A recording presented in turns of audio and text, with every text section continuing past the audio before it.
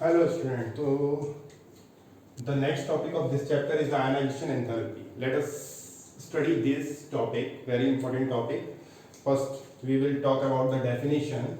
The definition of the ionization enthalpy is that the energy required to remove an electron from an isolated gaseous atom in its ground state. It means ionization enthalpy. Enthalpy means energy. Enthalpy P का meaning होता है energy. तो it is a type of energy. Which type of energy? The energy which is required to remove an electron from an isolated gases atom. वो energy जो किसी एक atom को देने पर उसमें से एक इलेक्ट्रॉन को बाहर निकाल दे. Ionisation means it means electron को बाहर निकाल रही है. तो इसका मतलब क्या हुआ? इलेक्ट्रॉन डेफिशिएंट होगी स्पीसी. और इलेक्ट्रॉन डेफिशिएंट स्पीसी होने की वजह से उसमें प्रोटॉन की क्वांटिटी इंक्रीज हो जाएगी, जिसकी वजह से उस पर चार्ज आ जाएगा पॉजिटिव. इसका मतलब आयन में कन्वर्ट हो रहा है. और कौन से आयन में? पॉजिटिव आयन में. सपोज करिए सोडियम है 11 atomic number 281. This is the electronic configuration. हमने एनर्जी प्रोवाइड की और ये एक इलेक्ट्रॉन यहाँ से रिमूव हो गया. एक इलेक्ट्रॉन रिमूव होने के बाद इसकी इलेक्ट्रॉनिक कॉन्फिगरेशन जो है वो रह गई 28. But in this condition, it has 11 protons, but 10 electron. It means it is deficient in one electron. एक इलेक्ट्रॉन की कमी है यहाँ पे, और एक इलेक्ट्रॉन की कमी होने की वजह से पॉजिटिव चार्ज इंक्रीज हो रहा है. That's why it will convert into positive ion, that is Na+. Cation में कन्वर्ट हो गया ये. तो this energy is convert the atom into cation by removing an electron. दूसरी कंडीशन ये है कि ये एनर्जी हमें इतनी प्रोवाइड करनी है, इतनी कम से कम प्रोवाइड करनी है, the minimum amount of energy. यानी इतनी एनर्जी हमें प्रोवाइड करनी है कि इलेक्ट्रॉन जस्ट रिलीज हो जाए. ठीक है. तो कम से कम एनर्जी हमें प्रोवाइड करनी है जिसकी वजह से इलेक्ट्रॉन रिलीज हो जाए. तो अब हम इसको समझते हैं कि ये क्या है. तो इसके लिए हमें टॉपिक लेना पड़ेगा वेरिएशंस अलोंग अ पीरियड और ग्रुप. तो पीरियड और ग्रुप में पढ़ेंगे. बात पहले भी हो चुकी है. ग्रुप वर्टिकल होता है और पीरियड हॉरिजॉन्टल होते हैं. तो this is period and this is group. अब हम ग्रुप और पीरियड के अकॉर्डिंग पढ़ेंगे. तो देखिए पहले हम ग्रुप में बात कर लेते हैं. ग्रुप में हमारे पास जो एलिमेंट्स हैं हम ले लेते हैं. फर्स्ट ग्रुप को, बहुत सिंपल है. Hydrogen, then helium, then lithium, then sodium, then potassium, then rubidium, then caesium, then francium. देखिए 1 3 हीलियम ने हाइड्रोजन के बाद लिथियम आएगा. 1 3 11 19. ठीक है. देन रुबिडियम इज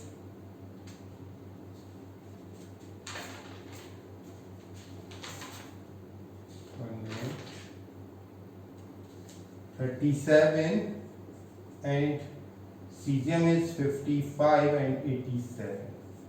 ठीक है. देख दिया है. अब देखिए यहाँ पे क्या होता है. जब हम बात करते हैं, हम इसकी इलेक्ट्रॉनिक कॉन्फ़िगरेशन लिखते हैं 1 2 1 2 8 1 2 8 8 1 2 8 18 8 1. ठीक है. एंड 2 8 18 18 8 1.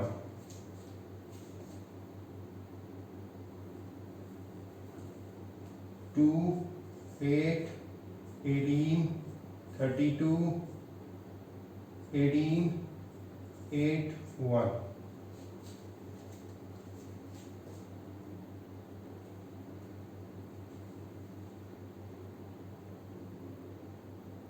ठीक है. अब आप यहाँ पे जरा देखिए इलेक्ट्रॉनिक कॉन्फ़िगरेशन के साथ.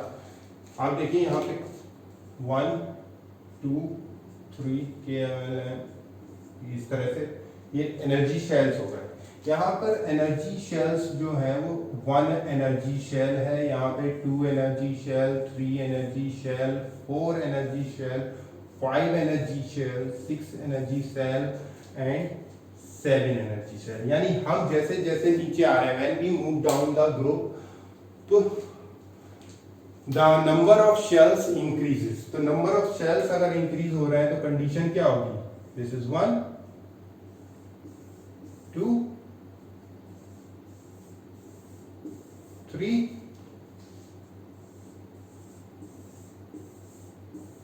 4 एंड 5। इस तरीके से जैसे जैसे हम नीचे आ रहे हैं नंबर ऑफ शेल्स इंक्रीज हो रहे हैं, और नंबर ऑफ शेल्स इंक्रीज होंगे तो एटॉमिक रेडियस बढ़ेगी। एटॉमिक रेडियस बढ़ेगी तो न्यूक्लियस से इलेक्ट्रॉन्स का डिस्टेंस बढ़ेगा, आउटर मोस्ट इलेक्ट्रॉन्स का। यानी ये न्यूक्लियस का काम क्या होता है? न्यूक्लियस का काम होता है आउटर मोस्ट इलेक्ट्रॉन्स को अट्रैक्ट करना, होल्ड करके रखना अपने पास। तो जैसे जैसे ये दूरी बढ़ रही है, जो इसकी अट्रैक्शन है न्यूक्लियस की इलेक्ट्रॉन से, वो क्या हो जाएगी? कम हो जाएगी। तो दूरी की वजह से अट्रैक्शन कम होगी, अट्रैक्शन कम होगी तो जो न्यूक्लियस से इलेक्ट्रॉन का जो बॉन्ड है वो क्या हो जाएगा? वीक हो जाएगा। अब वीक हो जाएगा तो एनर्जी आप दे रहे हो, आपने क्या दी? एनर्जी। अब एनर्जी दी तो इलेक्ट्रॉन उस एनर्जी को गेन करेगा, और गेन करके एक्साइट हो जाएगा, एक्साइट होकर शेल को छोड़ के चले जाएगा। जैसे फॉर एग्जाम्पल, अगर देखिए रूम, जैसे घर है, घर में एक ही कमरा है, किसी का घर है उसमें एक ही रूम है, उसी एक रूम में सब लोग रहते हैं, ठीक है? आपका मित्र भी है, कोई रहता है उसी घर में, एक रूम में। तो एक रूम में पापा भी है, मम्मी भी है, और उसके भाई बहन भी हो सकते हैं, जो भी है, ठीक है? अब आप गए, आपने आवाज दी अपने मित्र को, अरे भाई साहब आ जाओ, चलो खेलेंगे या चलना है घूमने। तो वो क्या हुआ? वो आवाज आपके मित्र के पास नहीं, पूरी फैमिली के पास पहुंची, यानी उसके पापा के पास भी पहुंची, मम्मी के पास। क्या वो उस कंडीशन में बाहर आ पाएगा? नहीं आएगा जल्दी, या तो पूछेगा अपने पेरेंट्स से, वैसे नहीं आएगा बाहर जब तक उसे परमिशन नहीं मिलेगी। लेकिन एक रूम में जिसमें कई सारे कमरे हैं, सब अलग अलग रहते हैं, वो आपने आवाज दी, हो सकता है आपकी आवाज पेरेंट्स तक नहीं पहुंची, सिर्फ आपके फ्रेंड तक पहुंची, पटाख से बाहर आ जाएगा। इसका मतलब क्या हुआ? एक रूम में जब रह रहे थे तो अट्रैक्शन ज्यादा था, होल्डिंग पावर ज्यादा थी, जिसकी वजह से आपका मित्र बाहर नहीं आ पाया। लेकिन जब अलग अलग कमरों में रह रहे हैं तो होल्डिंग पावर कम होती जा रही है, यानी अट्रैक्शन कम हो रहा है, और इसलिए इलेक्ट्रॉन इजीली बाहर निकल रहा है। तो जितनी ये न्यूक्लियस से दूरी ज्यादा होगी, डिस्टेंस ज्यादा, अट्रैक्शन उतना ही कम होगा, और जिसकी वजह से इलेक्ट्रॉन बहुत आसानी से रिलीज हो जाएगा जरा सी एनर्जी देने में। हल्के से सीटी बजाइए, तुरंत बाहर, है ना? तो ये कंडीशन है।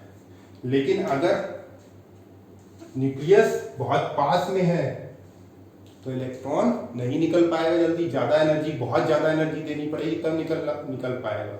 बार बार आवाज लगानी पड़ेगी, बार बार उसे कुछ ना कुछ कहते हैं लालच देनी पड़ेगी, तब वो बाहर आएगा, इतनी आसानी से बाहर नहीं आएगा। लेकिन अगर डिस्टेंस ज्यादा है, अट्रैक्शन कम हो गया, अब आसानी से बाहर आ सकता है। तो जितना, यानी ग्रुप में क्या हो रहा है? नंबर ऑफ शेल्स बढ़ रहा है, नंबर ऑफ शेल्स बढ़ने की वजह से एटॉमिक रेडियस बढ़ रही है, जिसकी वजह से न्यूक्लियस से इलेक्ट्रॉन, आउटर मोस्ट इलेक्ट्रॉन की डिस्टेंस बढ़ रहा है, यानी उसकी होल्डिंग टेंडेंसी जो है न्यूक्लियस से वो वीक हो रही है, बॉन्ड वीक हो रहा है, जरा सी एनर्जी पे देने पे क्या होगा? इलेक्ट्रॉन निकल जाएगा। यानी कि अगर हम ग्रुप में बात करें तो आयनाइजेशन एंथैल्पी डिक्रीज हो रही है, यानी कि हाइड्रोजन को सबसे ज्यादा एनर्जी देनी पड़ेगी इलेक्ट्रॉन निकालने के लिए, और फ्रांसियम को सबसे कम एनर्जी देनी पड़ेगी इलेक्ट्रॉन को निकालने के लिए। ये हर एक ग्रुप में इसी तरह का वेरिएशन रहेगा। लेकिन अगर हम पीरियड की बात करते हैं तो कंडीशन जस्ट अपोजिट होगी। देखते हैं क्या अपोजिट हो सकती है और कैसे हो सकती है। ये तो ग्रुप की बात थी। अब हम पीरियड में ले लेते हैं। सपोज करिए हमने ले लिया third period, sodium, then magnesium, then aluminium, silicon, phosphorus, sulphur and chlorine.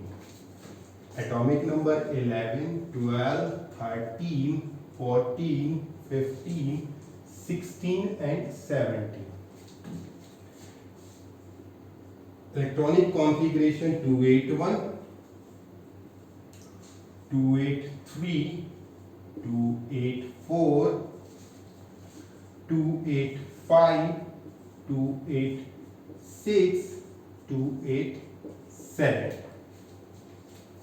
अब देखिए सभी में नंबर ऑफ शेल, पीरियड की बात करें तो अगर एक ही पीरियड के एलिमेंट है तो सभी में नंबर ऑफ शेल सेम रहेंगे। 3 सेल्स हैं, 3 3 3 3, सभी में 3, तो कोई टेंशन नहीं, यानी नंबर ऑफ शेल ना तो बढ़ रहे हैं ना कम हो रहे हैं। लेकिन पीछे अगर हम पीछे वाले टॉपिक पे जाते हैं एटॉमिक रेडियस, तो हमने ये देखा था कि जैसे जैसे आउटर मोस्ट शेल में इलेक्ट्रॉन्स बढ़ेंगे वैसे वैसे न्यूक्लियस का पावर भी बढ़ेगी, उस पर भी चार्ज बढ़ रहा है, अट्रैक्शन बढ़ता जाएगा और सेल श्रिंक होकर के छोटा होता चला जाएगा।